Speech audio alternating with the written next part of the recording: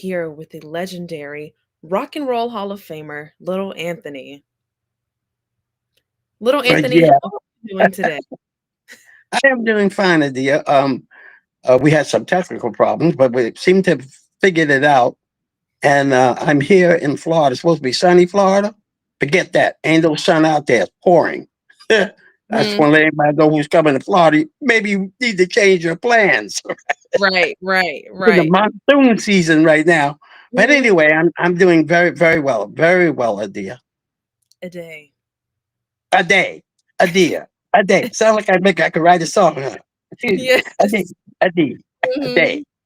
All right. Yes.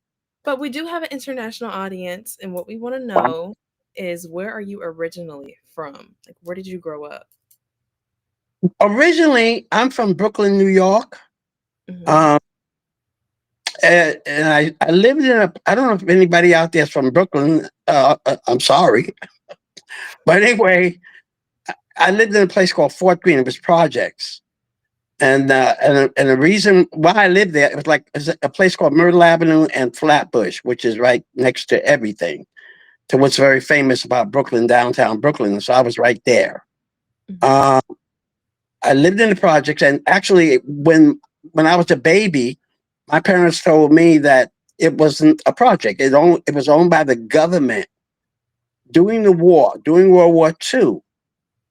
And so they anybody who worked at the Brooklyn Navy Yard for the government and for the war effort at that time, they put them in these wonderful. At that time, she said the apartments are beautiful and it was wonderful. But then after the war, the government had no need for all of these places. So what they did was they sold it to each city, and that's why you hear the projects. Now, right for me, not for me, but from where I used to live, was a very a young man slightly known, Jay Z, who lived next door to me. That's Hmm. Marcy Project. Right. Barbara Streisand lived a little before, in the oh gosh, she lived in the Coney Island, Brighton Beach area, I think. So Hmm. many people came out of Brooklyn. It's hard to keep going. All these people. I think it would take me too long. But in answering the first part of the question, that's where it all started. I Uh, it started. See, it's just like the rap groups today. You know, like it's always urban. It's always in the city see. that kids find each other, or they get into a thing where they can relate to each other. You know, like they're doing today. Nothing's changing that. So we started in those days. It was the singing groups that were very attractive to all the young people, Right. and those who could possibly sing. Now, my whole family were musicians. My mother was a gospel singer. She So is that sang where with the your abilities came from? huh? Is that where your musical Yeah, abilities came from? You ran in yeah, family? Okay. yeah. And so my mom and then all of my aunts were all singers. They tell me that my great grandfather was a great singer. So Mhm. it's a genetic thing. Okay. It's been passed down. And they told me, my mom told me I started singing 3 years old. And with Wow. my mom being a singer, she said what was unusual, most kids or infants, they don't know what pitch is. She said I was right on pitch when I sang, whatever it was. And one of the songs she told me, I didn't know the words. I just remembered some of the words. And I would sing it, and that was from a play called Annie Get Your Gun. Mhm. That was later on made in a movie, and it had a song in there called "Lay That Pistol Down." Da da da da da. A beep ba ba boop ba ba ba. So I didn't know the words, so I would always. My mother said, "It's so funny to me." Uh, Lay that pistol down, lay that pistol down. Lay that pistol, lay that pistol. That was all I knew. And but she said when I was doing that, uh, they can hear. Wait a minute, this kid's sitting on pitch. And so my aunt Bessie, she was one of the singers with my mother, the Nazareth Baptist gospel singers. Wow. Okay. she said, "Hey," she told her sister, my mom, "He got something there." And my mother was really like a stage mother. They sort of helped develop me, my Aunt Mhm. Bessie and my mom. My dad, he wanted me to go do something outside of singing or playing basketball. He wanted me to be a lawyer. He wanted me to be, and all these things.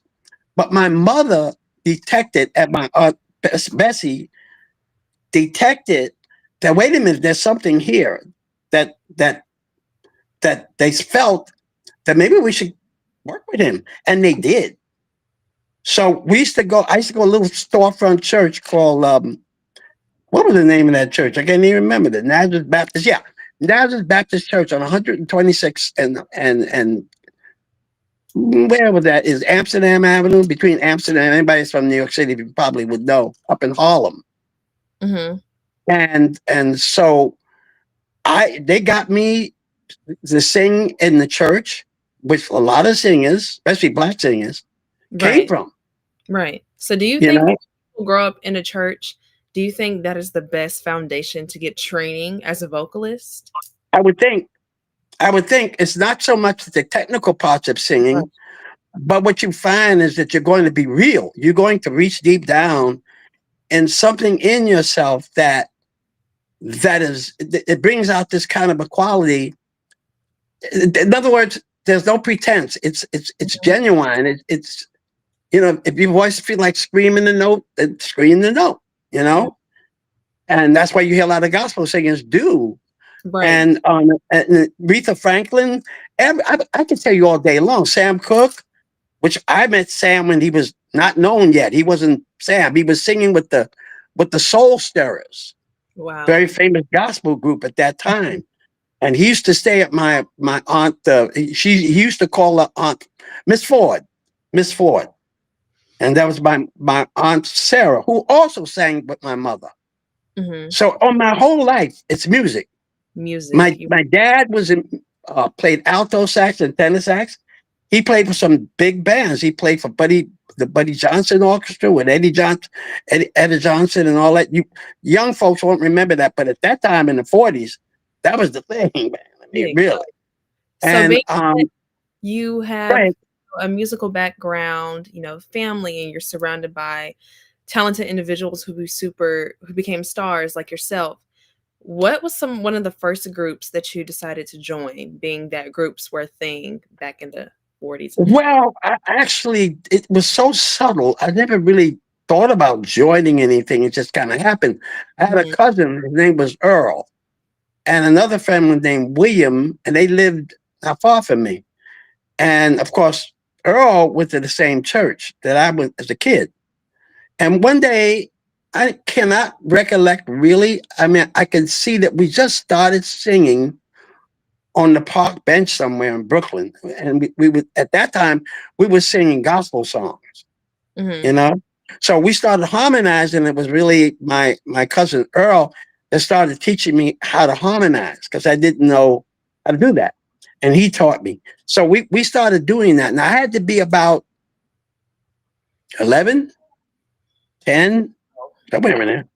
And so I always kind of was there. Now, when I went from elementary school, actually in elementary school, I was developed even more because there was a teacher there. Her name was Ethel Mannix, and she was my music teacher. She was a Jewish lady, and she was my music teacher. And what she did was she heard me singing, and she told my mother, "Hey, there's something there." That's what people would do. I didn't know what it was. Every time I opened my mouth, people would go, "What?" Like, where'd that come from? Mhm. But they felt there was something different. But I never really thought about it. I wanted to play baseball. I wanted to run the streets with all my hooligan friends. And, it was just something that I did. But it evolved slowly. And really, at that time, there were all kinds of singing groups that were coming out on radio. And there Mhm. was one called the Orioles, Sonny Till and the Orioles. And they were the biggest R&B group in the world at that time. Because in those days, they call it race music. The white radio stations didn't play black music at all. So Mhm. had our own station, R&B, rhythm and blues stations. And I used to listen to WWRL in New York City at Dr. Jive, we called Tommy Smalls. I must Mhm. have been 11, 12, but he was the dude. I mean, everybody was listening to music. And we heard Hank Ballard, the Midnighters, and the Crows, and then this group comes out, the Orioles, Sunny Till. Then another group came out that was entirely different. They were so harmonically strong that I fell in love with them. They were called the Flamingos. Mhm. Okay, the Flamingos. They were doing a sort of a harmonic. We call it jazz four-part harmony, and they had a bass singer, Jake. Yeah, Jake. And he's one of the best I've ever heard. He was doing stuff that was really knocked down a lot of the kids who were singing. We all tried to imitate them. Then another group came out called the Moonglows. Uh, uh, Bobby Lester, who was the lead singer, and it just went on and on. And I didn't know I was developing. So as I moved to the elementary school into high school, my first freshman year, I ran into a young man by the name of, well, his last name Doherty. His first name is Doherty. Doc, what was Doc's last name? Geez, it's been so long. I mean, this is like when I was like 13. But Right. anyway, it was Doc. That's all we ever knew was our first names. We never worried about the last name. And he introduced me another guy named William Delk. And then he introduced me to a guy by the name of Bracy. Bracy was a bass singer. And we used to, in those days, we had lunch breaks. We actually had lunch cafeterias. And for Mhm. about an hour, and the teachers would, as long as we didn't go throwing things and acting crazy, if we were just singing, they really liked that because it kept the attention of the other kids, and there was order. There was nothing chaotic because Right. every kid was sitting listening to groups like ours sing, and that's what we liked because we had an instant audience. And there was another guy that can sing very well, but he could also play baseball. And Mhm. I'm talking play baseball. You know, it's amazing. Uh, he he said, "Well, no, I'm playing baseball." Um, I'm trying to remember his name, but he actually played for the Los Angeles Dodgers Oh, wow. eventually. Yeah, Impressive. Tommy. Oh gosh, man, my brain went into neutral. But anyway, I'll probably think about it somewhere in this conversation. But um, he could sing, but he ended up playing ball and became a famous ball player in high school. And he was drafted by the Dodgers. There was another guy that came and sang with us for a minute. His name is Richie Havens. Mhm. Richie Havens he was at Woodstock. He became one of the great uh, folk singers at that time. Right. So all these people were coming and stuff. We heard Clarence, one of the Imperials, but at that time we were called the Chesters. His sister went to school with Barbara Streisand. Mhm. It was like this constant thing happening in Brooklyn. It was like you look up and somebody else would be doing something really fantastic. We Mhm. had no idea that we would end up doing that. Right. All we was doing was singing on the street corner, under light, in the subways, because Mhm. subways had tile, and tile gives you echo. Or we would sing in the boys' bathroom in high school, or in the hallways of the projects where you get this echo. And I guess we didn't realize we were developing and, just Right. unconsciously. So And when that's where it all began. Okay, so when the year 1957 rolls around, you all had a single called Prove It Now. What was the process of getting that single? Like, were you signed at the time? How did that single come to be? Well, of course, we were in the mecca of independent record companies in New York City, right? Right. There was a building called 1650 Broadway, and that's where all of the independent record companies were. Uh, I remember hanging. This somebody. One moment that I really. think my wife should have turned this thing off. It's Forgive okay. me. We're having one of those days. Hey, I can edit it out. No worries. Okay, you can wait. It'll cut off in a minute. But Okay. anyway, uh, where was I? Oh, yeah. The single. We were trying to get it's sister, my wife's sister. Well, let's see, put this someplace. Anyway, is this fun? Yeah. It's amazing. But anyway, we were just going from place to place in 1650 Broadway, and in those days there were no demos. Nobody does all that stuff at that time. We actually would just stand there outside the building, and we would wait for, say, people that like record people, and we say, sir, we can sing. Uh, we like to make a record. Now, this sounds really weird, but that's how it was. Because I can tell you the people that I met when they were all young. One was this little, well, not kid, he was about 18, 19 years old. And he was standing outside of that doing the same thing, saying, trying to get an interview. That was Bobby Darin. Wow. I go on all day long. It was just, we saw all these people developing in front of our eyes, and we happened to go to we went to a record company. Well, we've been in a lot of record companies. We actually did a couple of things in those days because we were known as the Chesters. But we went, Clarence, who was really the guy that was developing all this stuff, one of the Imperials. We ended up at a place called Royal Roost Records. Now, Royal Roost in New York City was one of the major jazz record companies. And what happened was the president of Royal Roost was a very good friend of one of the biggest disc jockeys on the planet. His name was Alan Freed. Mm-hmm. And we got hooked up with him, and they said, well, look, we got a song we like to record. And we said, yeah. And the name of that song was Prove It Tonight. Mm-hmm. That you just said. Prove It Tonight. If you love me, really love me. It was really corny. But it was a way to be introduced to a new world. And at that time, I was about, that's 57, 56, between 56 and 57.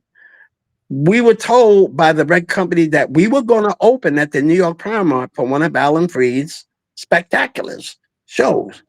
Mm-hmm. And we were like, floored. We're going to open? Yeah, you're going to open with Prove It Tonight. We sang one song. Mm-hmm. Because they were promoting their song. They wanted to make some money. So we were doing one song, Prove It Tonight.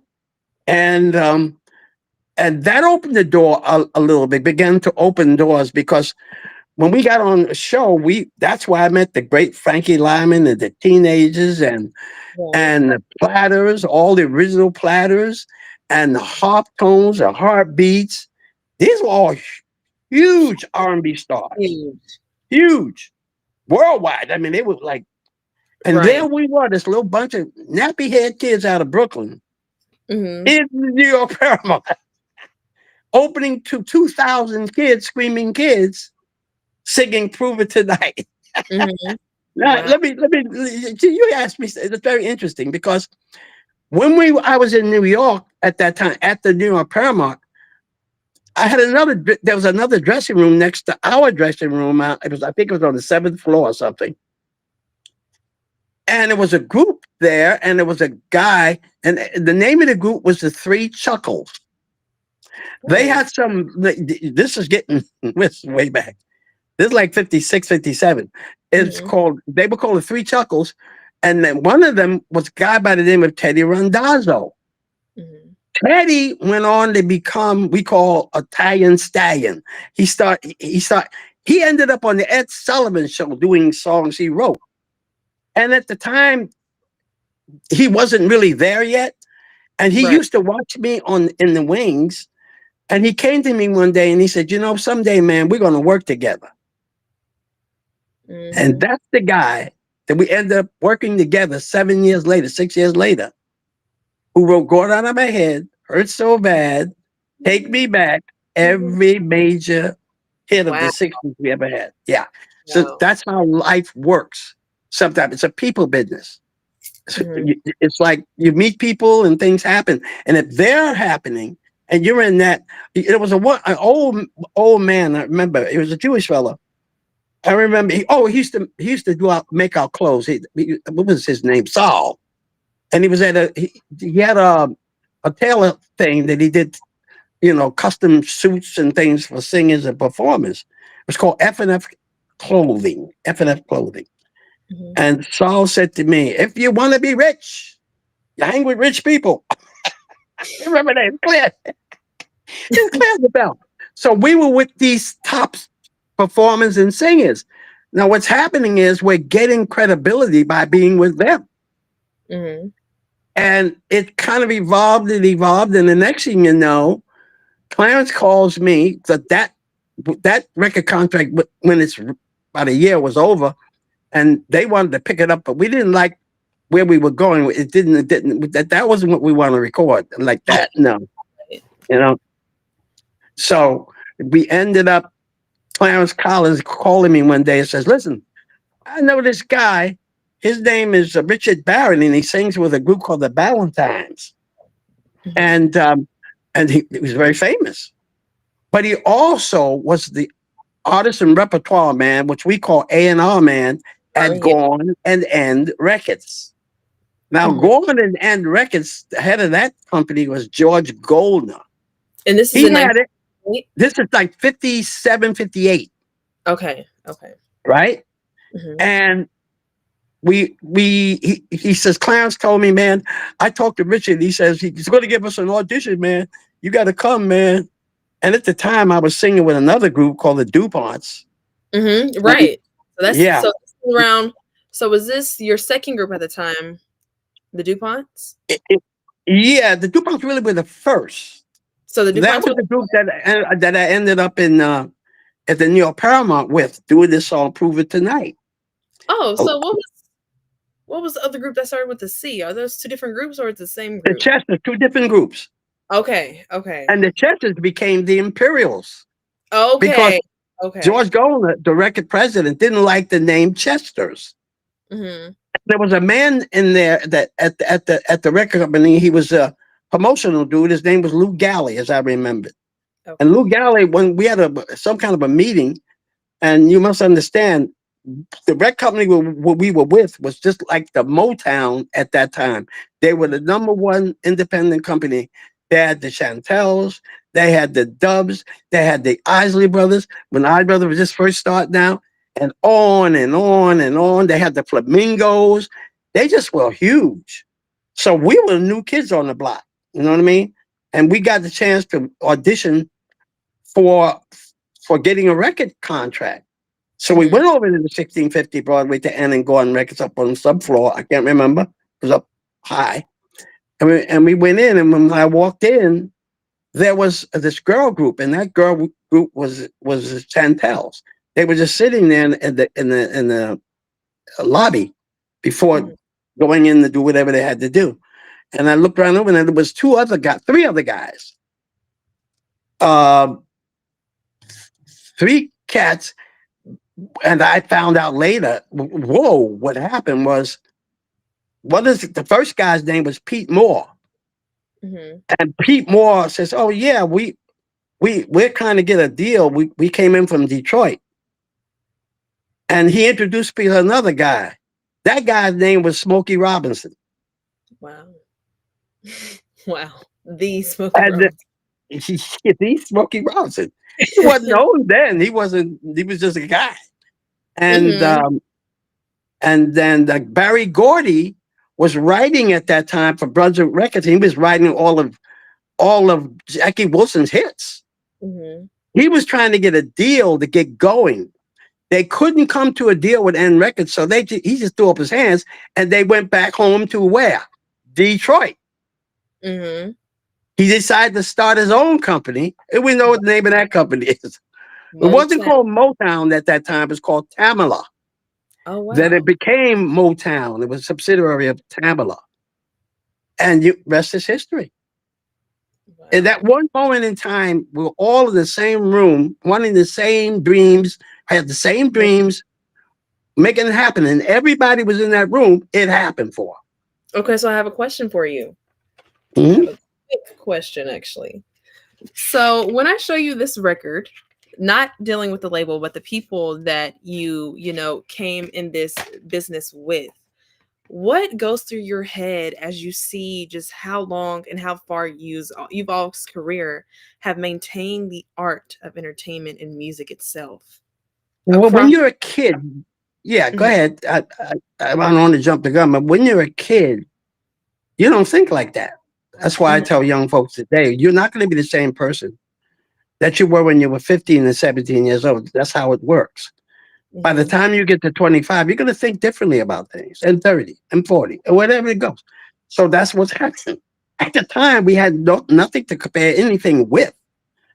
We weren't, the Chantels were the only one in that room that had a big hit record called Baby. mhm. And so I was like, ooh, the Chantels. Oh my goodness. And we were like falling over each other. They were very pretty girls too. They were Yes. young cats. It was like, whoa. And but the rest of us in that room that day, we weren't where we are now. Because Mhm, again, Smokey left, Barry left, went back home, and as it goes, the Smokey and put some money that his parents helped them put together. He had a little storefront sort of little house. That house is now very famous. That's where mhm. all that great music came from. And Mickey Right. Stevenson was the guy that got all the equipment. I don't know where he got it from, but he did. And a lot of the people that built it were like cats, really street cats, that believed that, and they, as I was told by Smokey and a bunch of all the other guys that was there, as we do them, they just built it from the bottom up. And of course, the first real big hit record that Smokey had was, I think, called Shop Around. Mhm. And then it went on and on, and then the Temptations came, and they were known as that their name. They changed their name. They weren't the Temptations. I can't remember the name. I was just talking to somebody the other day about that. What was their names? They were called the. Ah, I don't recall, but they changed their name, and people think that they were overnight sensation. No, Oh, they no. were with Motown for like 3 or 4 years. Yes. No one even knew they were there. It wasn't until That's right. Smokey. Yes, Yes. it wasn't until Smokey wrote My Girl, which he wrote actually for him and the Miracles. Mhm. He wanted, and then when Barry heard it, wait a minute, why don't we try this group, the one we got, because they're just like getting dust, they're going nowhere. And that was it. I talked to all the cats. They told me what happened, and at that time, Martha Reeves of the Vandellas was a reception girl. She Oh, used to wow. be in the front of the thing. She was a reception. Wow. So what they did was they would actually create talent right there. It's like a factory. Mhm. If everybody had the right for everybody else, everybody had to do something. It was like a family thing. That's the beautiful thing about Motown. It was like all these kids were out of the streets of Detroit, not knowing what they were doing, but they were free to do it because they had a place to do it at, you Mhm. know? So they Was would there ever a experiment. point was there ever a point that you felt that you wanted to go to Motown Records? No, you know what? We were a bunch of Brooklyn hoodlums. We were very hard to control. I was talking to Otis about that. Otis Williams and Temps, with the surviving cat. We laugh Mhm. about that. He called me little brother. And we laugh about that. But he said, yo, some hard head dudes out of Brooklyn, man. We used to hang. We used to go there. In those days, you could fly for $22 one way to Detroit. $22. And Oh my. actually, we, I think some of us stayed at Bobby Rogers' house of the Miracles. So we met them all, and we became friends. And so we would hang out whenever we would, either run into each other or whatever it might be, or actually do a show together. Mhm. So, like Smokey said when he presented us for the Rock and Roll Hall of Fame, he said, we are like brothers, he said, all of us. Little Anthony Imperials, we consider them our brothers. And if you want to see that, what he said, you can go to YouTube and pull up the 2000 class of 2009 Hall of Fame Mhm. induction, and you'll see what he said. It was very Right. beautiful. It was from his heart. He wasn't reading it, you know. And he said, "You guys come up here and get what you deserve." And I remember that. And I remember getting a call that night from Chuck Bosdale. Um, he you know, sometimes my mind goes into neutral. But anyway, these were cats were coming up, and they were he was with a group called the Dells, Mhm. and he called me. He said, "Man, do me a favor, man. When you go up there, take that statue and the award. Remember to say this." He said, "I stand on the shoulder of giants," and I did what he told me, Mhm. because we were brothers. We lived in the road. We did all kinds of gigs. Sometimes we'd be together for 2 or 3 weeks at theaters, the shows. You eat together, you hang out together, and you get in trouble together. It was always Right. together. And we sort of lived that own world. Even when we used to work with James Brown a lot in Philadelphia at the Uptown Theater, the Georgie Woods show. Mhm. And there used to be a little lady across uh, the from backstage across the street there in Philly. Her name was Miss Pearl, and she would cook meals for the artists that were there. You know, you'd go over there. So you can walk into Miss Pearl someday, and 90% of the artists that are doing that show at the Uptown were having lunch or dinner or whatever it is between shows or something. And so there was nothing to sit down. James Brown sitting over here, Jackie Wolf sitting over there, Aretha Franklin just came in. That's what it was. Wow. That's what I said. Wow, now that I look back at it. Literally, because it's like, coming from someone of my generation, you are telling these stories of, yourself being a great, surrounded by greats. It's like we just look at you all as living legends, and even those that have passed, legends, and the fact that you all used to just come around, hang out, and Miss Pearls and just eat all together. It's just beautiful. Yeah, But I do want to talk about one of your first hit records, Tears on My Pillow in yeah. 1958. What did it feel like being Mhm. that young, having a record, you're hearing your voice on the radio and it's coming together? What was that like? It was it was weird. It was like, because we never had any success like that. Mhm, And that was the reason why we went to Garland and Records, because they were making hit mhm, records. And it happened for us. And I remembered that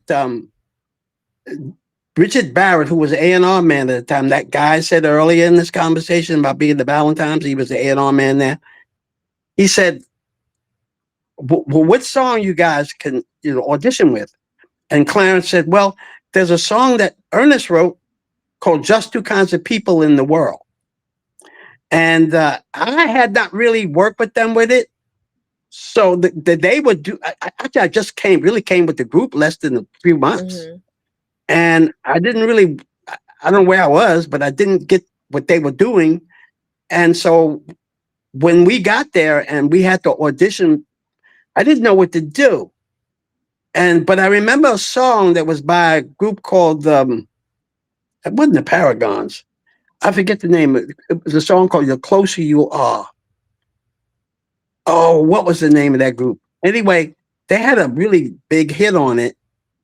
And in that song, uh, the leader was singing falsetto. mhm.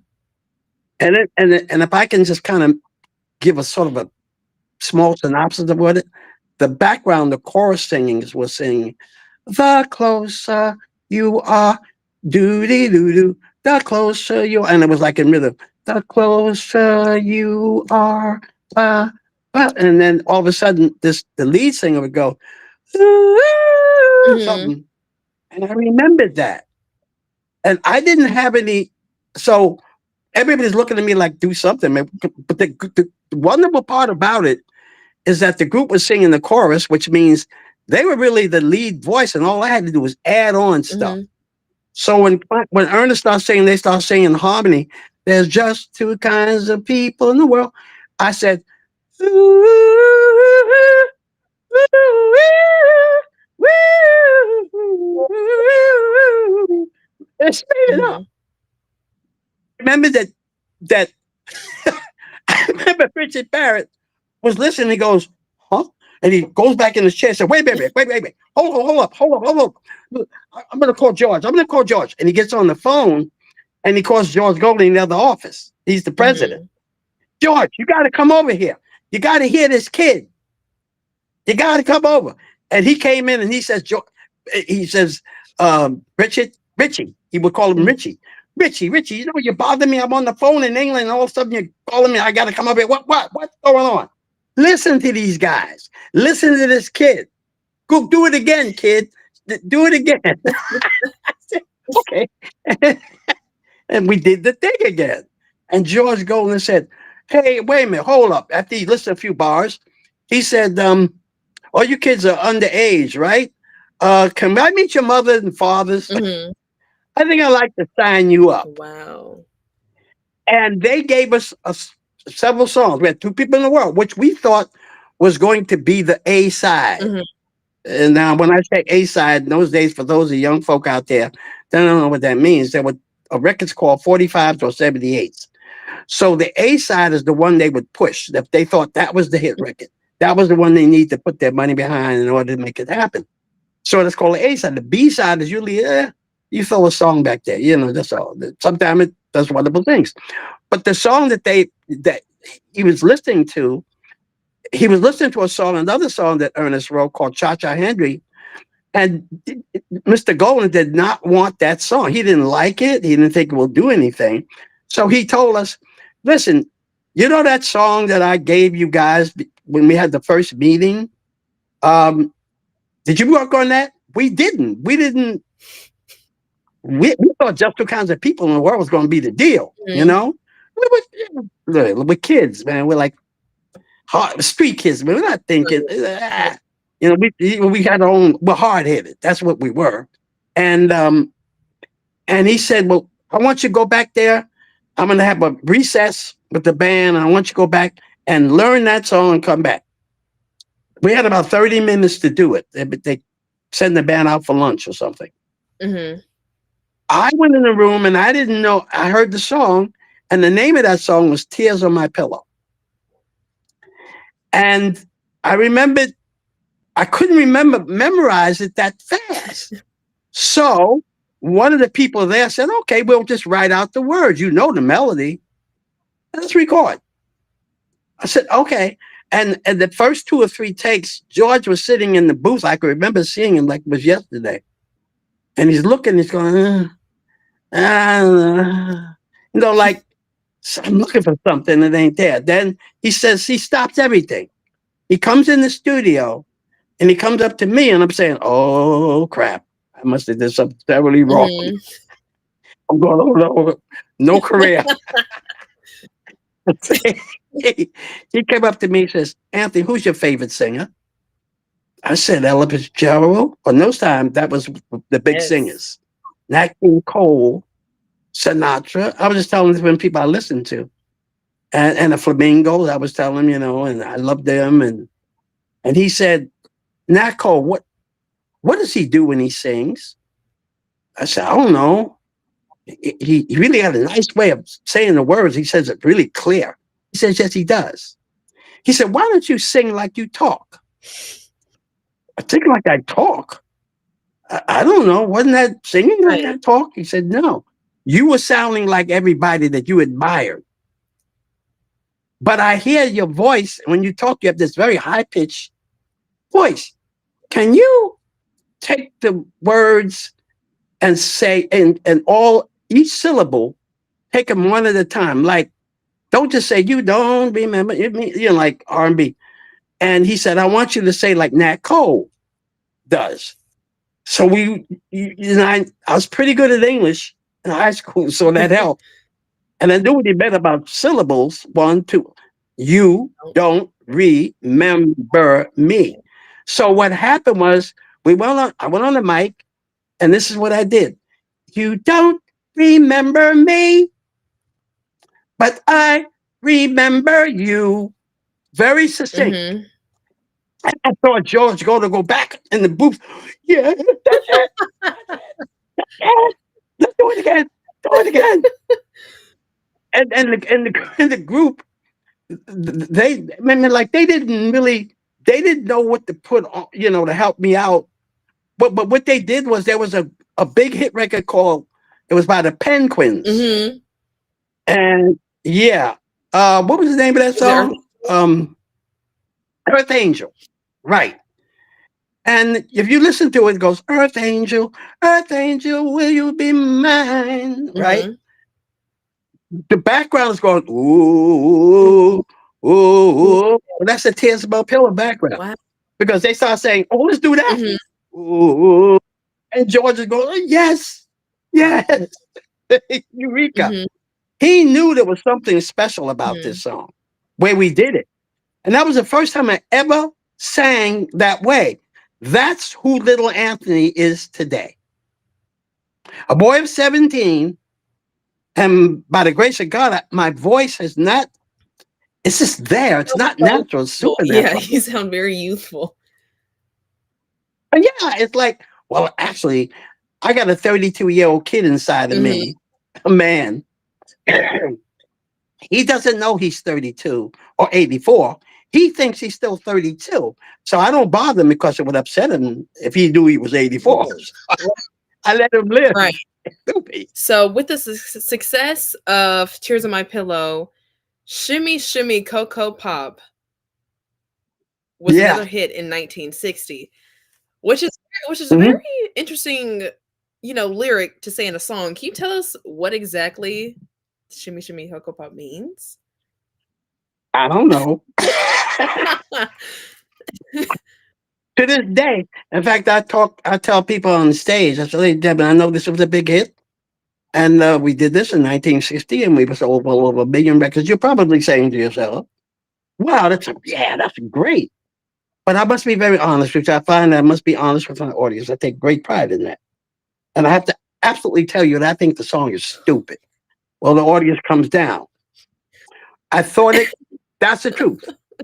I thought it was stupid then, and you just asked me the question. I don't know. This is what I was told. It was written by some kid in Mhm. Brooklyn. And when George heard it, it was a novelty song. And as legend goes, he wanted something a little bit different, up tempo, and more of a novelty Mhm. thing. And he was going to get somebody to create a dance called the Shimmy Shimmy, Mhm. Cocoa Bop Right. song, whatever. And actually, somebody did it. That's stupid. I didn't remember it.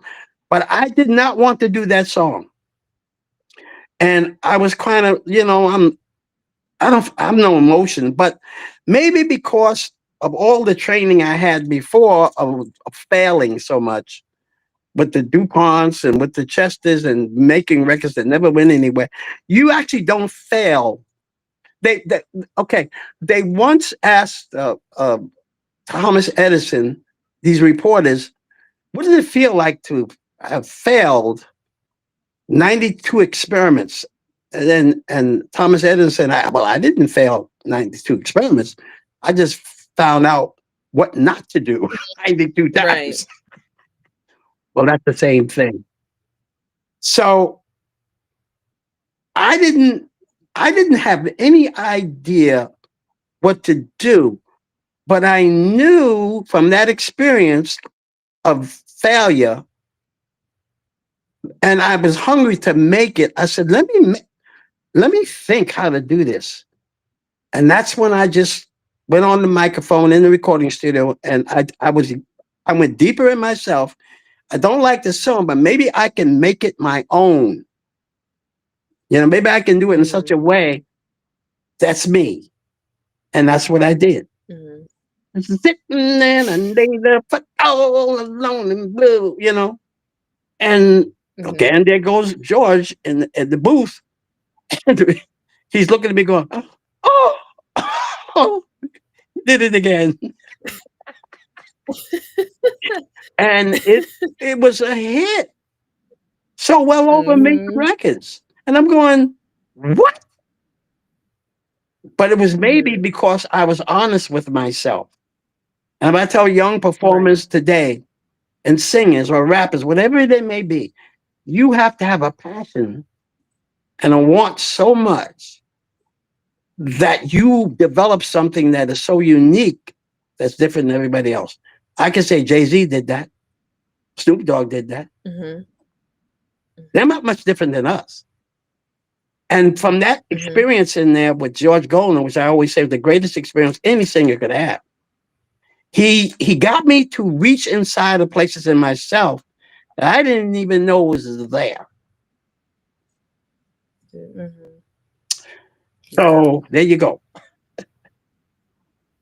So you talked a little bit about, you know, not necessarily failing, but learning what not to do. And in my research, I found that you tried your best to do a solo career. Did you have a little success with that, or what was that process Well, like being away from a group? a lot of people don't know before I was ever known as Little Anthony. I Mhm. was my mother found out there were other talents in me. And they found out one was my mother used to tell people, you know, he sometimes he worries me because whenever I go by his room and his door is closed, he's in there and it sounds like there's 3 to 4 people in there. But what she meant was I was doing different voices and actually acting out my imagination. Oh, like a voice In actor other words, I was almost. Like making up stories. Yeah, I was making up okay. stories. So if I was, say, a cowboy, I want to be a Hopalong Cassidy, I would try to sound like Hopalong Cassidy. And then I would be the sidekick, or I would, you know what I'm saying? Mhm. And if you would listen to it outside of the closed door, you think you ready to call for somebody to come with a straight jacket and put it on you and take you out of somewhere, some areas, because my mother was so mother like and so deep into who I really was. She was one of the people that actually kept moving me towards things also. So I had all the 3 people. George Goldner, Mrs. Ethel Mannix was my music teacher, and my mother, Awesome. and my Aunt Bessie. Awesome. And she said that she says she's an actor. And I remember my godmother was she had a connection with these off Broadway things were going on at that time. And there was a part they said for a thing called Life with Father. I never acted. No, nobody ever taught me anything. I just have imaginations of some kind, you know. And they entered me in, and I took an audition. The guy says, "Wow!" And I played John. You have to see that story, or read the book, or see the movie. Who John was? He was a brat, which was very easy for me to play. Mhm. Mhm. And he was the littlest of the 5 boys. And I remembered we the theater and the director and the guy that paid my father. He was this Shakespearean black dude, man. He's like a professional actor, and he's like, you must do this and that. And I'm like, I'm really being humbled. I don't know what I got to play this part. Right. But when we would read, the director would always say, I was making him laugh because the character that I picked out is exactly what I was doing when I'm a little boy in a room by myself Mhm. doing characters. Right. It was natural to me. Right. And so I fell in love with acting. Mhm. So when I left the Imperials, I just wanted to go. And there was a lady who was a manager of a very well-known actress at that time. I cannot remember her name, but she was a well-known Broadway actress and all that. And she had said she saw something in me on stage. She said, "You have you ever acted before?" I said, "Well, no, really. I did little theaters and things, you know, amateur stuff, you know." She said, "I think you have something here." And so she kind of put me on a wing, and she convinced me that I needed to go all out in acting. Now, the problem with Right. that was at the time there was not a lot of Denzel Washington type parts, you know, in those Mhm. days. You would play a Mhm. butler, or you play a maid, or you play a So it just wasn't Right. anything. Yeah. Yes, yeah. And but in my mind, I didn't see it that way. I just saw that, oh, well, I want to try that. And that's why I left the Imperials for about 2 years. And then it was easy too, because one of them got drafted in the Army, Nate. Mhm, mhm. He got drafted in the Army. And then Tracy got married to a young lady. And, she, being Brooklyn kid, she wants him to have a steady job. This singing stuff is. On and And he off, just yeah. said one day, he said, I can't do this anymore. I got to take care of my children and stuff, which is understandable. And so that time that I had that experience, remember I told you about what Thomas Edison said. I didn't fail. I just said Mhm. 99 ways not to, don't do the experiment again that way. Well, it's the same with me. You see, it was the failure of the bottom of the mountain that threw me up to the top, because I was willing to do anything. I would have paid you to sing, not the other way around. The passion Mhm. was so strong because that's how God created me. I was being who I was, the big very best. I've been in this business. I've been in this business. I just realized I almost fell on the floor. 69 years. I didn't even know it. I didn't realize till one day Yeah. I was talking to my son, who's my business manager. We just talked about, when he was a little kid, and Dad, when did you start? I said, man, it was probably around 56. I really got going, 55, 56. And then he just did the math.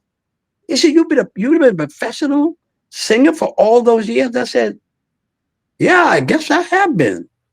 Because it's not the goal, it's the journey.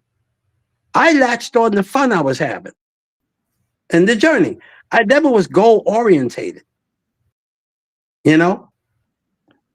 So I don't know if you heard Mhm. me, but I think we got a froze thing for a minute, but I was never Yeah. goal minded. Mhm. So did I fail? Yeah, I didn't end up being the actor that I wanted to be, but I've learned from it. It gave me experience. It gave me things that I needed for later on in my life. Right. And I ended up doing movies. I did the character. I met the greats of actors. Jack Lemmon was one of the biggest fans I had. People don't know Mhm. all of that, but that's what happened. Right, right. I got to That's be with Hollywood performers and Broadway. I did Mhm. major plays. The great Ed Harris. Me and him did a play called Are You Looking in Los Angeles, and we both won the Drama Critics Award with Henry Fonda. I met Mr. Fonda that What? way. Yeah. So this is all a part of this journey that I've been riding all this since I was a kid, the 84. Now people say, how could you be this long? By the grace of God, number one. And number two, the passion I have for this business and to sing is so great. It's just as great then when that 32-year-old kid, man, was 32, even at 84. So I don't see myself, what's 84 anyway? It's not a death sentence. I ride my bike, I do everything everybody else does. And I sing at a Right. very high level. So Mhm. I'm doing what I'm supposed to do. Now I'm talking to you. See, I would have never known who Exactly. you were. Right. This is amazing. It's a, you know, even when the young kids come around, school kids, with my granddaughter, they'll come in and they say, man, your grandfather's cool, Mhm. and I could think it. Well, my wife told me, because you're being yourself, it's Mhm. almost like a kid, and they latch on. Right. Oh, but they know I'm a grown man, and they ain't gonna do anything weird. But they can be kids and be it and with me, because I'll be the first one on the roller coaster when we go to the Oh, theme parks. roller coasters. Yeah, I love Oh, roller I don't coasters. even I don't know if I can do. I gotta stop that, man. I So don't even do roller. yeah, it's crazy. Wow. But I love doing that stuff, and I get myself in trouble because, again, this 32-year-old person in me does not realize they're 84, and you can't do that. Mhm. You gotta be safe. Yes. So after your solo career, you came back in 1963 with Don Costa Productions, and this is where we hear hits by the writer you mentioned at the beginning, Teddy Yes, Rodonzo? Randazzo. You remember I Rodonzo. told you when I was with the DuPonts? Remember? Yes. And we were at New York Yes. Promo, he said, someday, kid, we're going to work together. Right. Fast, And so you fast end up working forward. together. And you end up It working together on happened. like Going Out of My Head, Hurt So Bad, Yes, Take Me Back, I'm About to Let Me In. Hit after hit after hit. yes. And you're coming off of a hiatus, and now your music is being received over and over again. Why? What was the Most of process? the stuff I did was recorded by other performers all over the world so many times, or they covered it so many times. Here recently, man, I had a young Mhm. lady call me. Her name was is Brooke Maribor, and she's a country singer. She's about Right. 26 years old, 27. When I got the call from David, one of our handlers at Reviver Records, David Ross in New York, he says, "There's a young lady, man. She just got a CMA award, or she almost made it, or something. She's going to be really big."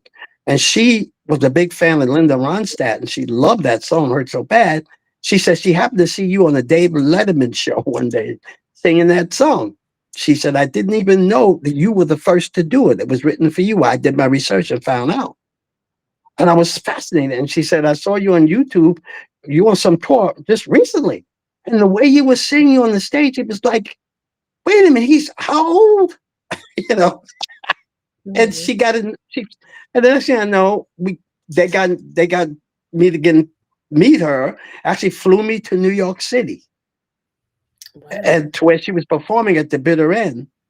I didn't know who she was at all. I didn't know anything, but I thought, oh, I'm gonna run into a diva or something. But she was very, very, very kind and very like she was like a student. She was listening to everything I said, and when I would sing, she would say, "You're singing in the key of F and B and B."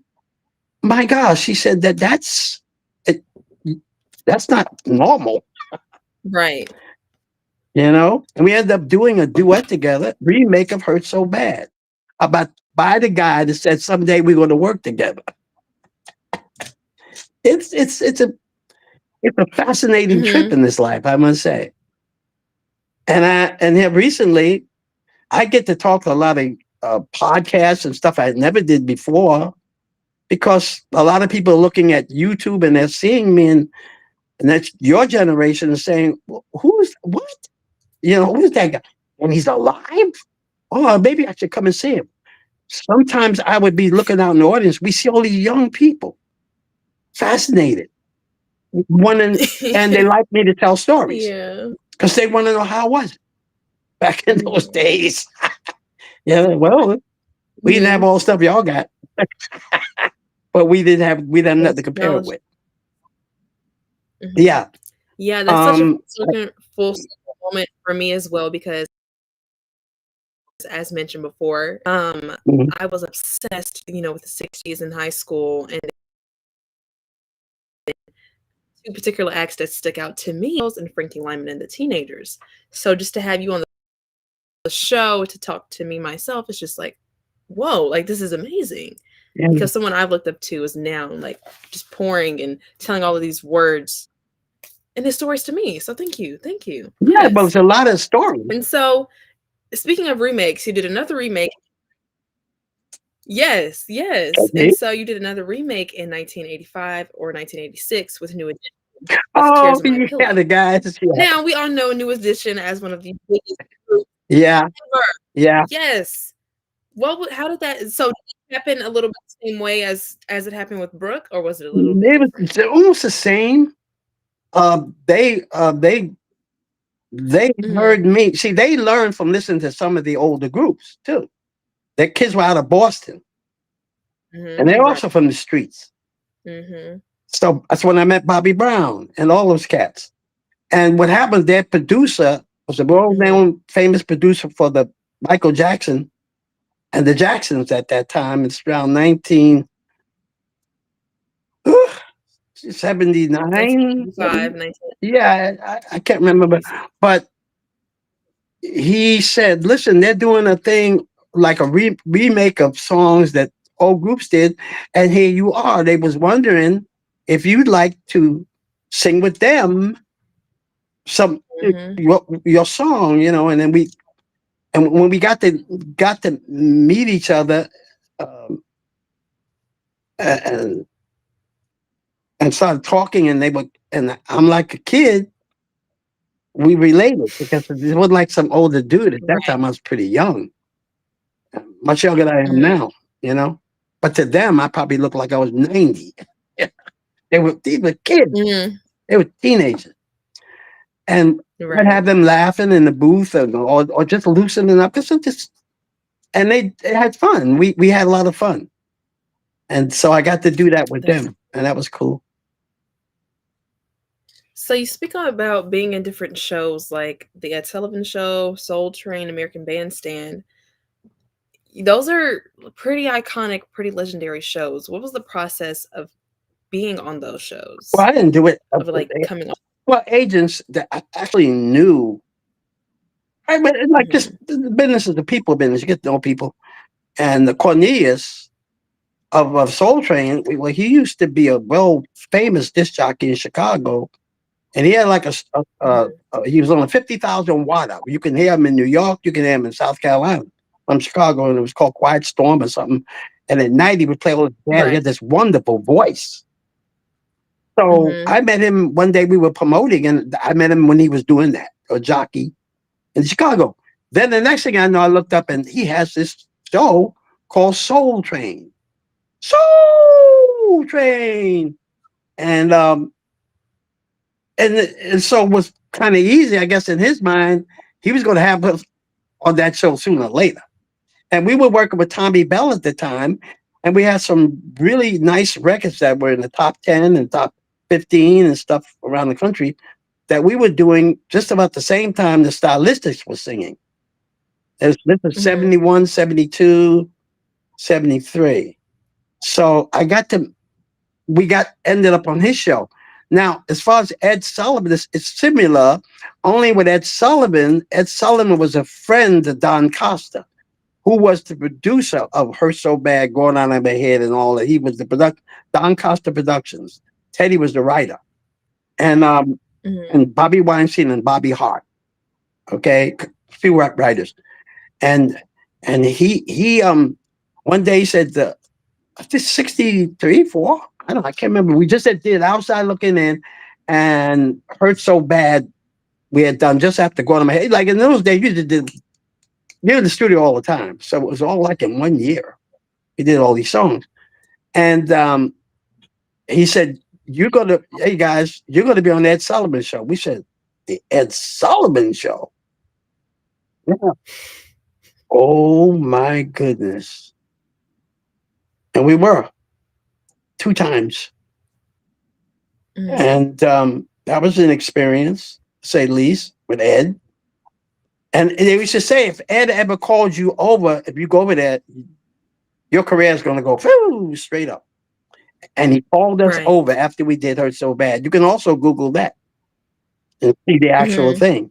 Right. 1975 or, I'm sorry, I'm talking 75. That was 65, 64, 65. Mhm. So you can Google. It's fun thing about Google. And you can look it up and it'll come up because I know people show me Mhm. it all the time. In the '60s, racism and segregation was something that was very prominent in those Hmm. ages, and we also kind of dabbled into race music. I remember personally watching a video of, I think it was Frankie Lyman performing, and they would pan the camera, everybody was clapping, but when the camera would come on their face, they would stop and make it look like they're not enjoying it, but they were. How did you deal with that?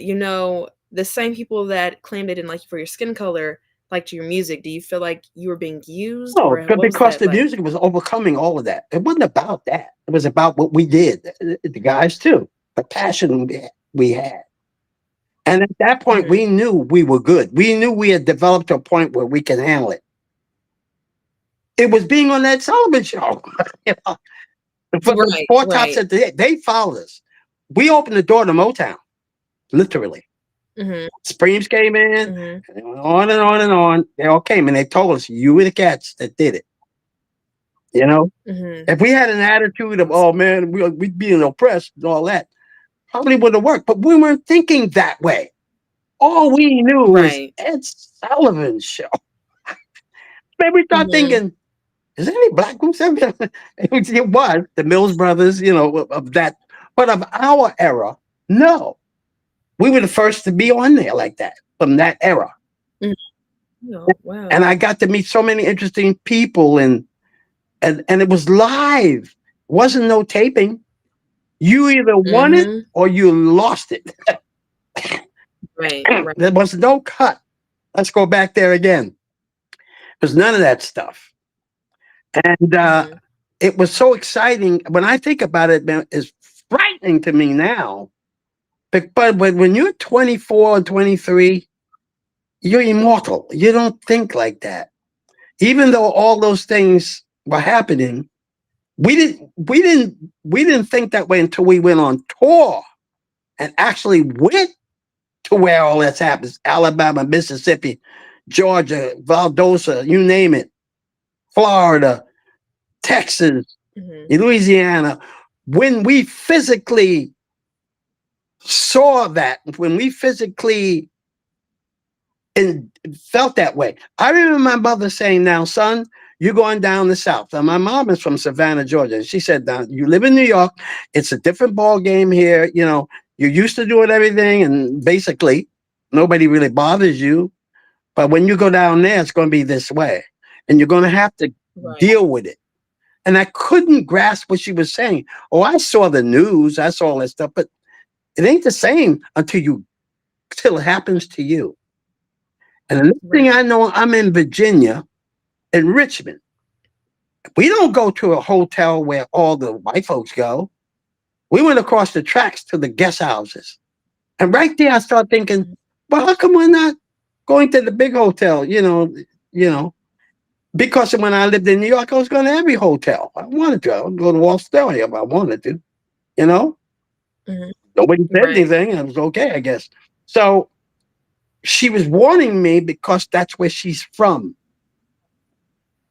And I remember it was Christmas Eve, and I was in this little room with a little light on top of my head that you had a chain to pull it on and pull it off. And Mhm. the room was bare, and it had a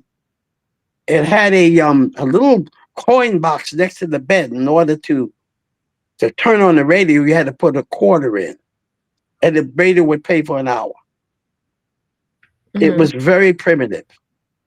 I was away from home. I was away from my family. I was away from my aunts and my cousins and all of my support system. They weren't there. I grew up. I started growing up. Now, many people became bitter and angry, but for whatever reason, I just wanted to sing. And I have Right. met all the humiliation anybody can possibly do. Threatened to be shot. We actually did a theater in Birmingham, Alabama. Now you can imagine this in your mind. It's a stage, but it's a stage with one side was the audience, and the black audience on one side, and the white audience on the other. Who do you sing to? Who do you sing Are to? you saying so? Right. So I'm Right. experiencing this stuff. And I'm saying this is not good. This is not what I signed up for. I didn't sign up for this. Right. And I remembered, and I'm being rebellious because I'm from Brooklyn. I'm a little cat out, fresh out of gangs, and I'm really I ain't going for this. And I remember Laverne Baker would tell me, the great Laverne Baker was on the show, and Bo Diddley. They said, "Man, you're in the South. You're going to have to adjust to what this is," because as soon as we got there, we saw colored this and colored that and colored bathrooms, and we're going, what? We're from. I'm sure there was some kind of racial things going on in New York, but it was subtle. We did, you pick up some, but this was in your face racism. When you hear people calling race this and racist that, I get so angry. They haven't got an idea what it is. I was Mhm. there. Smokey Robinson was there. Bo Diddley, Ruth Brown, we were all there. We experienced it. And that audience that day, I told the guys, I'm not going to sing my back to my people, the black folk. I'm not going to do it. I said, we're going to turn and Right. sing to the wall. Well, that started Mhm. all hell broke out. We had to get, once we did that, the promoters were so angry, and we had to get on the bus because they found out that some group was going to come and try to hurt us. So Right. I lived it. I had the great pleasure of walking in Atlanta Airport, the old Atlanta Airport, and down comes this man, this little guy, was short. His name was Martin Luther King. And I said, Mr. King, because at that time we were in the airport, and Muhammad Ali, he was known as Cassius Clay at that time, was in the airport. And so we Right. ended up running each other because we knew him. He was actually at the recording of Hurt So Bad. He was in the booth Wow. because his What? manager, Dundee, I think it was called something Mhm. Dundee, was a best Right. friends with Don Costa. So Ali was in town in New York, and he wasn't known as Ali then, but it was Cassius Clay. And when Mhm. we were singing Hurt So Bad with the whole full orchestra and everybody in there, violins, everything, I kept looking up at this booth. It's at Bell Sound Studio in New York City. And I see this tall guy, fair skinned dude. I said, nah, you know, that ain't him. Because he had just Sonny Liston, right? For the heavyweight champion. Right. And I'm going, nah. So I said to Ernest, one of the Imperials, I said, what? Is that? Nah. Well, we got to a point where we had a break, before recording some of the songs. Everybody goes to lunch or whatever. And all of a sudden, Ali comes downstairs into the studio to introduce himself. And Ernest Wright of the Imperials turned and said, champ. That's the word he said, champ. And Ali came in like a little kid. He was like a little kid. Oh man, I love your records. I can sing better than you. I can sing better than you. Listen to that. Yeah, but my pillow. He literally was doing it. Mhm. And Wow. and you ain't heard nothing yet. This guy doing the break, he sees this violin on a chair because the Mhm. orchestra went to wherever they went, bathroom or somewhere. It was a violin on a chair, but they have an impresario or the captain that is the leader of the violin section, the string section. Well, Mhm. he picked up the violin and started going, and all of a sudden the, the concert master came in. Oh, Mhm. oh, Mr. Clay, no, no, don't do that. He didn't mean anything. He was just, trying to play the yeah. And he Right. said, and so Ernest said, uh, uh, Cassius. It's because he was Cassius Clay then. Cassius, that's called a Stradivarius. It's worth about $200,000. And Ali said, "Oh," he was like, "I'm so sorry. I'm sorry. I didn't know. I didn't know." And I'm looking at him and I'm going, "This guy just beat Sonny Liston for the championship, man." He was humble. He was sorry. You see, all of that stuff that you saw on TV and all of us saw, that wasn't him. When you were with him, Mhm. he spoke like this, man. Yeah, yeah, yeah. I can do better. I can do it. Listen to that. Listen to that. Look at this phone. I just got this phone. I just got this phone, man. You know, he was like a little kid. He was. Mhm. He wasn't this. You ugly. This and that. What we saw. Come to find out later, Mhm. years later, that he picked that up from a wrestler that he was called Gorgeous George, and everybody hated him. But he noticed that everybody noticed him. So he developed a character Right. being this loudmouth cat. They even called him the Louisville Lip. That wasn't him. Not when we were hanging out. He was soft spoken and very attentive to what you were doing. He thought what we were doing was great. And going back to Martin Luther King, I remember saying to him, Mr. King, and there was a gentleman by the name of Reverend Abernathy next to him. And I said, and he says, "Oh," I said, I'm from Little Anthony and I sang, Go Down to My Head. He said, "Oh, I heard that song. That's a pretty song. That's so nice. My wife loves that song."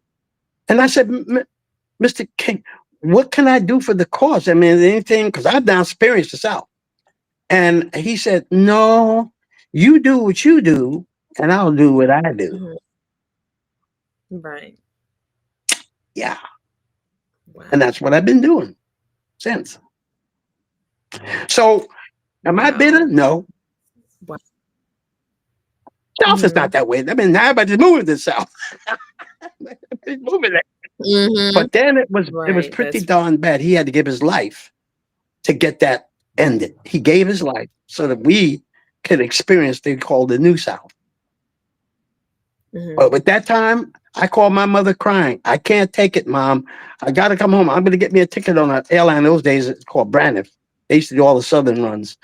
And I'm going to get a ticket and I'm coming home." My mother said, "Don't you dare quit. I told you what to expect. Now you've experienced it. Deal with it." And I did. I completed the tour. Did it make me bitter? No, because I was there with the greats. They all were experiencing what I was experiencing at the same time. We again became a family, Mhm. you know? Um, no, am I bitter? No.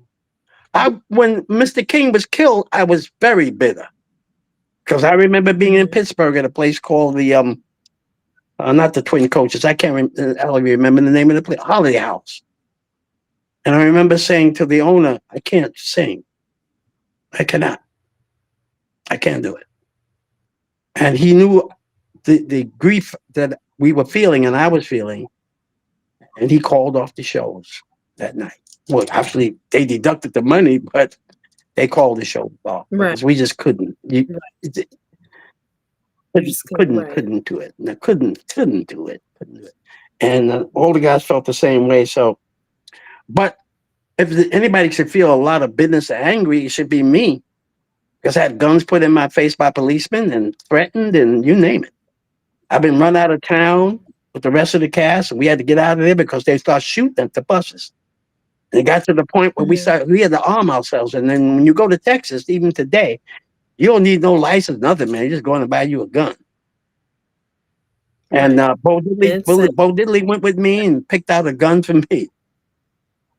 And so mhm. that whole tour, we were armed because we refused to. We wasn't gonna, no, that ain't gonna happen. But we were Mhm. together. We were holding fast together.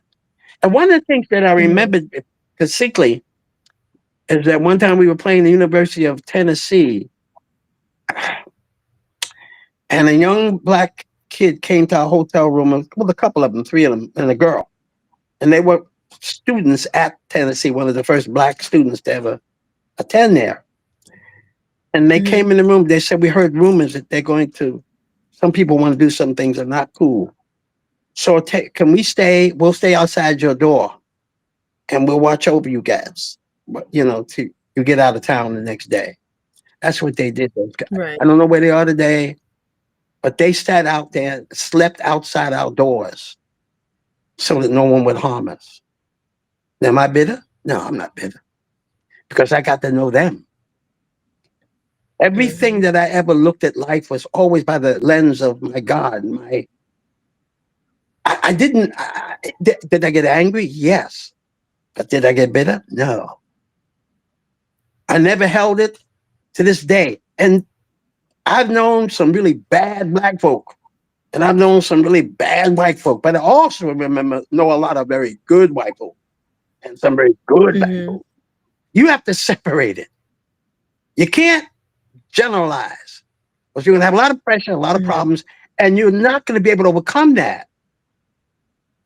Mr. King taught that. He was trying to tell us that you have to do it peacefully. You have to talk to people. It's like he did that and he gave his life. You know, And so when I see people that talk about this is a racist and that's a racist, I want to take a frying pan and hit them on the face and by the grace of God, I'm home. Because they don't know what they're Mhm. talking about. I was there. Bo Diddley was there. Right. Laverne Baker, Ruth Brown, we're all there. Smokey, all of us. We felt that sting. Mhm. We lived it for 2 or 3 months. We're waiting to get out of there. But we were professionals. We went out on that stage and we gave them everything we had. We represented who we were with dignity Right. and the talent that we had. That's how we really fought back Mhm. because we actually saw audiences, black and white. We were singing several gigs.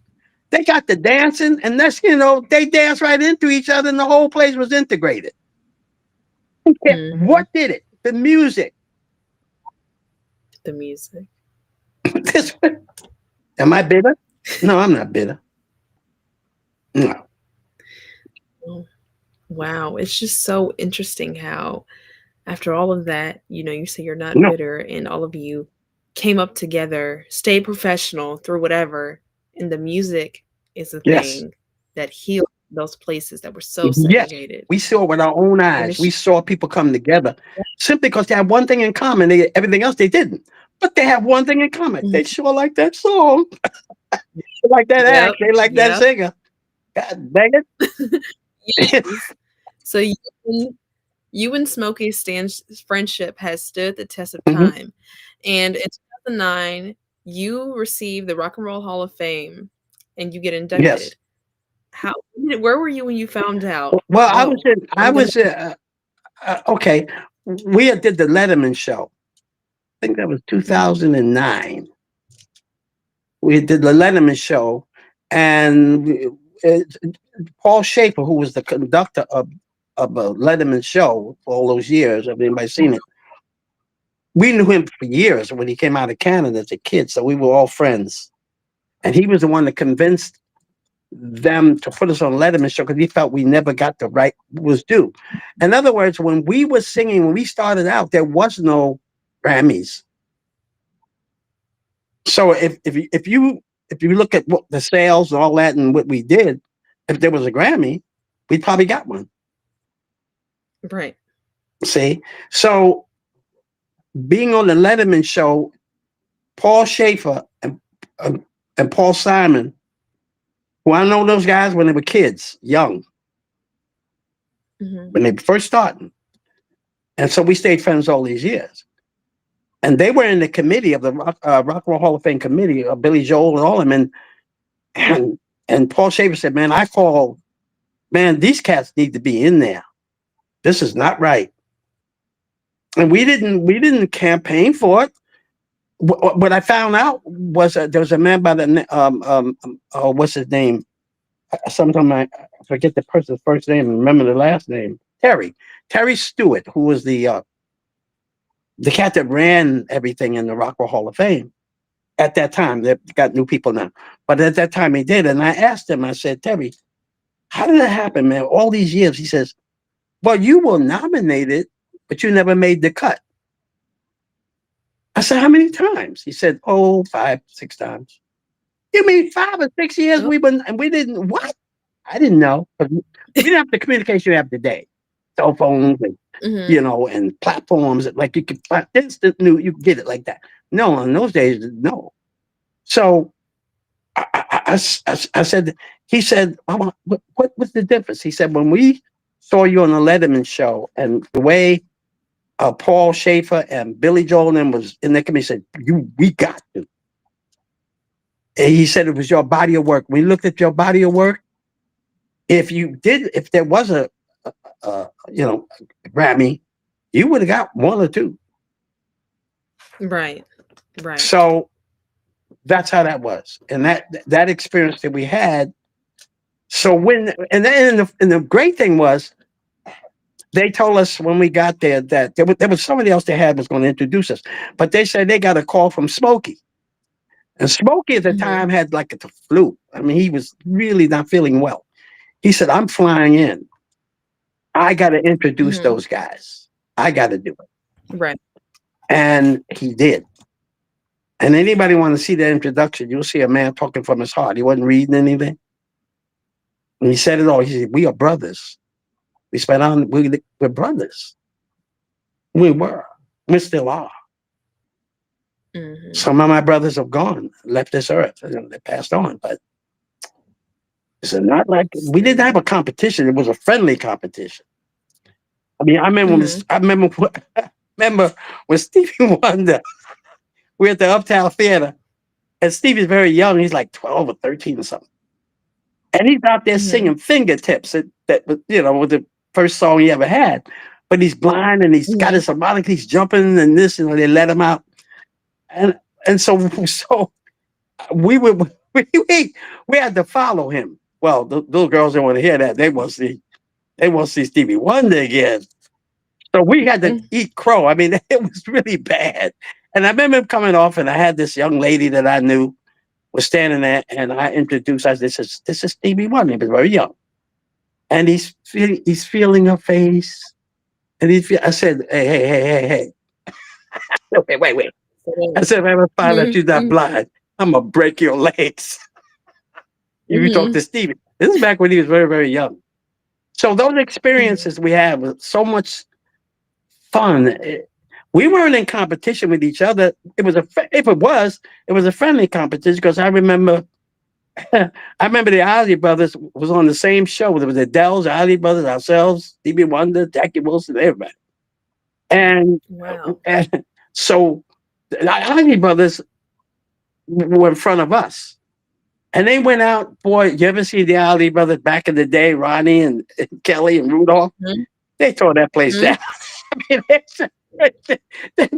I mean, them young lady was falling out in the aisles. I mean, they was killing it. And we had to follow that. And I remember them coming off and said, man, you better call the Philadelphia Fire Department and put that fire out. You just said. Oh, oh. It was friendly. We laughed and, Mhm. there was no competition at all. No, we admire each other's work. We were trying to outdo each other. Who can Mhm. get the most applause? Right, but that's it's very Very friendly though, normal. so that's good. And just that's how we did. Mhm. And that's why the relationships are still there, you know, those who are Mhm. still alive. We remembered that a little bit different today, but then it was that way. Yeah, so wow, first off, all of these greats again, once again, same shows, same performances, friendly competition, but still lifting each other Mhm. up to do your best whenever you go across on stage. So, 60 plus years later, you are still touring and you just finished the Happy Together Yeah. tour. Keep up that energy to keep going, and how have you kept up your voice 60 plus years Well, later? I'm not the wild child anymore. It's number one. Number two, I take care of myself and I take care of my voice. But I always tell people this: my voice is not natural, supernatural. It's a God-given gift. I know that. Mhm, I surprise myself sometimes when I hear a certain note and it's very good, and I say to myself, "How do mhm, they do that?" I remember watching the basketball game with the Chicago Bulls were playing, and Michael Jordan did a fade. I think they were playing Detroit Pistons, and he did man knows about basketball. He did a crisscross, and then he went back, which is impossible. You're really not taught to shoot that way, off your back heel. He went back mhm. because the cat was tall, really tall, and he did that, and the ball, it's a 3-pointer, won the game. It went in. It went into the hoop, and he turned and looked at the camera, saying, "How did I do that?" Well, it's the same with me. When I sometimes I'm singing and listening to myself, going, "You just hit that though, dang!" Yeah. So, and again, that 32-year-old cat in me, Still very alive, much alive, yes. and I've had my physical challenges. By the grace of God, I've overcome them. But if you ask me now, for my age, I feel darn good. I just did about 4 miles on that bike yesterday. Mhm. Do I feel like can I be what I was when I was 17, 18? No, nobody can. You ask me Right. how is it is now? 4 for 84 is pretty good. So I tell Mhm. people it's not a That's death right. sentence. It's really your attitude, how Mhm. you look at life, how you see it from what prism. What do you see in the inner man or the inner lady? What do you see? I see, just like I said, I saw when I was 22. I'm just as excited about it. I just got a call the other day that they're flying me and my wife up to New York City to be at a Grammy party because Wow, we were congratulations. submitted, and they started saying there's Mhm. something they felt is really for them to start doing stuff like that. Yeah, I just got a call from one of my oldest sons. He lives in Washington State, just out of Seattle, Makasiba, and he said, Mhm. "Dad, I was with a bunch of people at a pool party, and he's like big time. He's one of them smart cats, man. He works in the aerospace industry. Okay? Makes more money than I do. Oh. So Oh. anyway, he's with that kind of crowd, and he said, and all of a sudden, he said this music thing that we subscribed for was on, and you came up on your new song with Brooke. He said he felt so proud. Wow. He said, I'm in Washington State and here's this song. And everybody runs in from the pool to hear it. They say, man, I got to get that song. And that just hurt Mhm. so bad redone again. But as a duet Mhm. with this young country Right. lady doing what she does, unpretentious, not trying to, I'm being Mhm. me. But what we found out was that music again is the sealant. We saw what was happening when we were rehearsing and fooling around. We began to become very creative. And I was a young cat. I mean, I wasn't thinking, oh, she was more like saying, I didn't know how I'm going to do that note you did. I'm going to harmonize with it. But she Mhm. did. And she felt good about that. And so here's this old dude, old black dude, this young white girl who was determined to sing with this cat who she found out was been a bit of song and is singing like that. Mhm.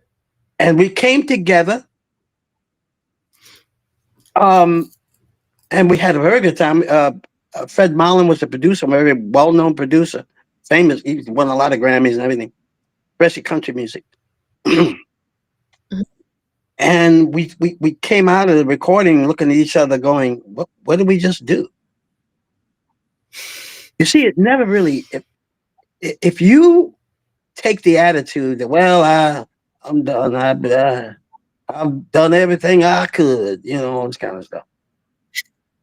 What? Man, I'm still trying to figure there's more. And if there's more, I want it. Mhm. Mhm. And Right. Right. that energy is there.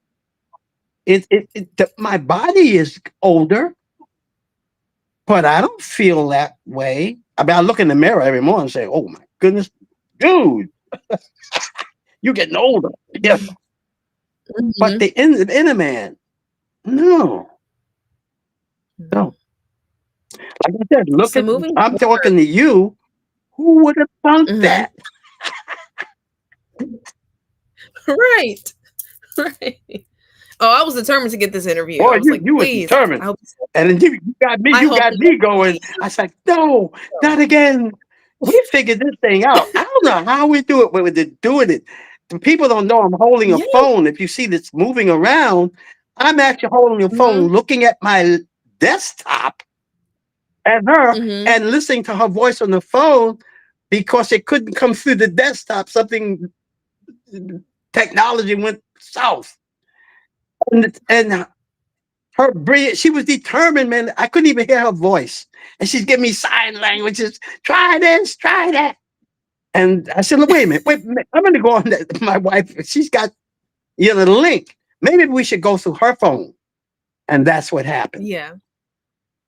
'cause I just feel like I know musicians know, like, how much their music touches people, like, but they don't know the circumstances, like, because music can truly heal someone, and I just thank you. I'm getting so emotional right now. I just thank you for even, like, giving me a yes because No, I wanted to. you just don't When Scott, well, music we know Scott, is he's my media yeah. guy, and I've known this since he was a little boy. Back at, and Mhm. I'm sort of his godfather, type of thing. Yes, God is Yeah. amazing, So I watched him yes. in the business, saw him grow. I saw his troubles. I saw his when things were tough, and I've seen it all. And now he's really doing Mhm. extremely well. He's Yes, he all figured it all out. And so mhm, I get turned on. And he said to me, I said, there was a famous comedian many years ago. Her name was Moms Bailey, and she had a joke. mhm. She said, the only thing an old man can do for me is show me where a young man is. No, I enjoy being in the world of young folk and sharing with them. Guess what? The difference between you and me is that I'm just older, but I've experienced just about Mhm. the same things that you might experience. And if I can tell you this might happen, then you got a heads up. Right. So I'm productive in that way. I don't want to talk down there. I'm talking with you and at you. And I'm enjoying every minute of it. It's just cool because a lot of my peers are not with us anymore, and I'm still here. Mhm, I'm here for a mhm. reason. Could be talking to you. I don't know how the Lord works that out. I just go. Right. So I do wanna talk about what you have coming up next. I know you're about to come to Nashville in November, Yeah, we're which at the. Oh, I gotta get. What is it? I can't say it. At the museum. the African American Museum, Yeah, I R and think. B, black R&B, a wonderful museum. I happened to have been a guest of Right. theirs when I was in Nashville at the Grand Ole Opry on the tour. I got Mhm, to walk around the facility, and they gave me a tour, and it was just so much fun. And they had this theater. It holds about maybe 275 or 300 people. Really pretty theater. And I always kept saying, "Yeah, you can do a gig in there, just fooling around talking." And then finally, they I got a call from David Ross. He says, "Man, they want you to do sort of like a question and answer and like a writer's thing." Brooke said, "I want to do it." And she said, "I'm going to play piano. I'm going to play my guitar." And I got my conductor Dale with me and a keyboardist, and we're going to do a few songs, and then we're going to do the new song that was just been dropped about 3 weeks ago. That's been dropped, and we're going to do that. Only we're going to do that with the track because we can't reproduce it. We mhm, don't have enough musicians to reproduce it. And then we have a question and answer period with the audience. Um, what fascinated me is that when I sent them one of the most the Imperials and myself was the best suit we ever had. The tuxedo thing was made especially for us. It was beautiful. And so when they asked for something that I can send to the museum, I immediately sent that. And when I went in and I mhm, saw it, and when I was talking, most of the people that were there that were operating the museum were black folks. That was the vice president. They were just looking at me like, "Wow, he's part of this whole thing." And then they showed me right. my little exhibition thing with the suit that I sent them, and it was beautiful. Mhm, And then I start mhm. talking, and I would be so emotional because about 85% of the people that I saw in that museum, I knew. And they listen to me while I'm talking. They're going, "You knew? Oh, oh yeah. Yeah, I used to do a lot of gigs with her, man. Yeah, yeah, Ruth. Well, Ruthie and me was, and oh, it didn't matter. Like I would stop and they would listen. And I was actually talking like I'm talking to you. I don't know I'm doing it, but I'm talking history by watching the things I was seeing. Muddy Waters. Or I said, oh shoot, I remember I saw Muddy Man. Oh, and BB, Uncle BB. Oh man, we did it. Yeah. Yes. I Mhm. call him Uncle BB. Mhm. And all these people that are long gone who left their mark, they were in this beautiful museum. I suggest anybody in Nashville, you do yourself well, go in that museum. It's Yeah, right across the street from the right. Ryman Theater, which is the old Opry, Mhm. the old Opry House. Mm, And it's right there. yeah. And it is just beautiful. And it's so representative of a lot of the black folks that made this business what it is. I mean, back to Bessie Smith. I mean, you keep going back. They went all the way back to old spirituals, gospel singers, and this Mhm. one and that one. And they had a thing with Sam Cooke, and I said, "Yeah, Sam." Same what I was telling you in this interview with you. I was telling you about the same thing I told her. They said, "He what? You knew him when?" Oh yeah. I said, "Well, my neighbor in Harlem, in my aunt's house, was this little girl. She was just starting to sing. Her name was Leslie Uggams." They went, "What? Did you do?" Yeah. Yeah, well, Sammy married. Well, she's known as Out the Beach, but to us, Brooklyn, she's Joni Gore. We went to school together. Mhm. Sammy Davis' wife, and they're listening to me. So it led up to I getting a call. They'd like to do this, and this I think it's November the 15th. That's coming up there. November the 15th. You can contact them, and I don't know how that goes, but. Then I'm going to. I'm going on a cruise ship, which my wife is very happy about. And I called it Mhm. I Mall know. Shop Cruise, very famous with Paul Anka and who else? Temptation. I don't know. There's so many people on that thing. So we be out there in the ocean. So everybody gonna be with everybody. We can't run from each other. Mhm. Captain Audience. Right. So our creator of the halftime chat, he is based in England. Do you have any out of the country shows that you wanna Well, do?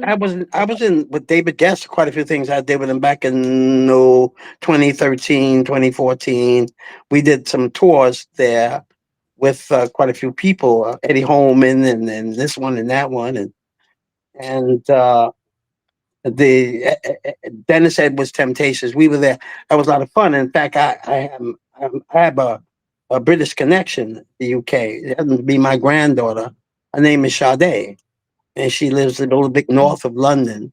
She was born in England, but her father is my son, and so she's dual citizenship, and she lives there. Right. And I have. She's a delightful thing. All my grandchildren call me Poppy, not her. She calls me Granddad. That British accent. I said, "Dang, Mhm. whoa!" Took the Bible literally and said, "Go forth and multiply." I was just doing what it said. Mhm. So now I'm connected with England in that way. And she's coming. Actually, she's coming to spend Thanksgiving with us coming up. You know, I just talked to her yesterday. You know, getting all the Right. everything together and flights and all that kind of stuff. And so in that respect, yeah, I would love to come back to England. Uh, met a lot of cats there, you know, Oasis and a bunch of people. Uh, I knew that Amy Winehouse was a big fan of and Mhm. me. She actually did outside looking in. I Yeah. let a lot of blokes there, man. Cats that became friends with. One is Susan. Susan, if you listen to this, Susan Jones. She's so crazy, Brit. Mhm. We are so close. She's like my sister. I mean, here we have two different countries, but we talk. We on the Facebook, this one and that one. Sometimes she called me on Messenger, and the time is like 5 or 6 hours. I said, "Do you know what time it is?" Mhm. So, yeah, I do miss being in the UK. It's a delightful place to be. I suggest people ever to go there and see it because it's quite interesting and wonderful. People are cool, very very cool, very British. Yeah. Yeah. Very British. Very Yeah, British. I do wanna know, and I was very curious coming into this, were you friends with Richie Valens? I never met him. I knew his sister. I met his sister. Some reason I never met him, but I Mhm. remember that whole time because I was on the tour that was supposed to switch. That was called the Dick Clark had two tours going. One was the East Coast tour and the West Coast tour. Dion was Mhm. on the West Coast tour, and quite a few other people, and Big Bopper and all them was on that tour. And they were supposed, we were all meeting somewhere in the middle of the country. Then we would switch, and we were then on the West Coast part of that tour, and they would be where we went on the East Coast part of that tour.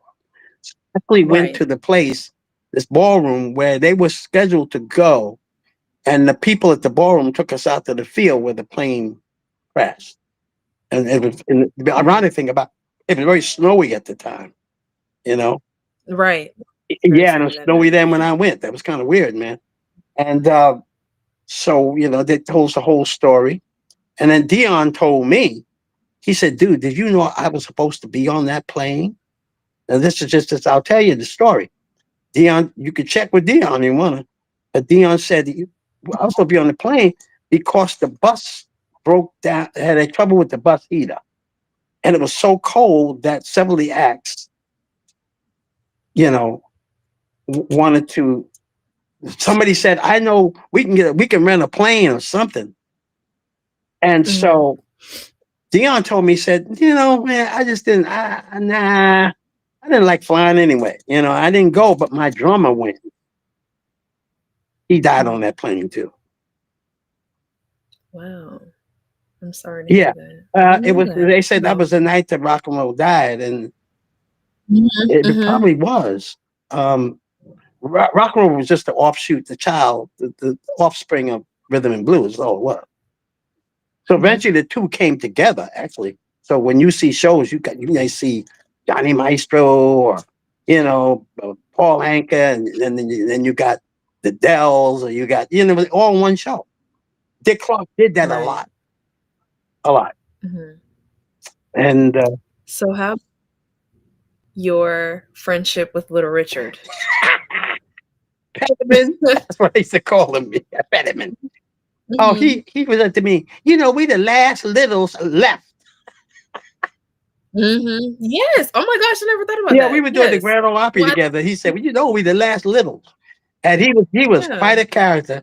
Nobody like him, and Mhm, never be anybody like him again. And mhm, he was he had a show that would rock you. And that band he had, the Upsetters, was a real killing band. And he just would believe it. He said, "I don't want to hear anything about no Elvis Presley." He knew Elvis Presley. He was, I'm the architect of rock and roll. I put R&B and rock and roll together. That's what I did. You know, he That's right, was right. that's He did. right.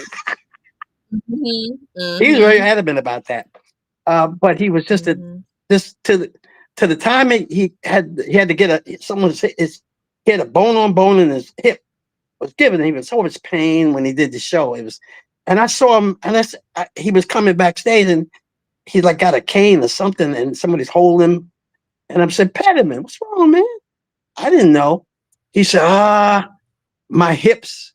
They tell me I gotta get an operation on my hip, a hip replacement. mhm. But Anthony, I don't want to do it. I'm too scared. Ooh, I'm scared. You know how you go to one of them hospital and they put you under sleep and you don't wake up. That's what he was telling me. Peterman, Mhm. he was from the South. He was one of the, you know, that's what he knew. That was who he was. His fears were those kind of fears. And to Mhm. share with me was pretty cool. Um, I don't think he'd mind me saying that now because he's not here. But uh, when you say certain people, Little Richard was something I've known him for a zillion years. In fact, in my Mhm. show, I do Lucille, which was my favorite thing he ever did, and I actually do cover on Oh, Lucille. Yeah, mhm. So I think the last person I wanna ask you about to wrap this all together, it's another full circle moment for me as well, is your friendship with Frankie that was my Lyman best friend in the himself. world. I was the Mm, greatest Frankie Lyman fan there ever was. I heard him one day walking down the street, going to one of the Imperial's house to have a rehearsal with mhm, Chester's then, by the way. We had not got there yet.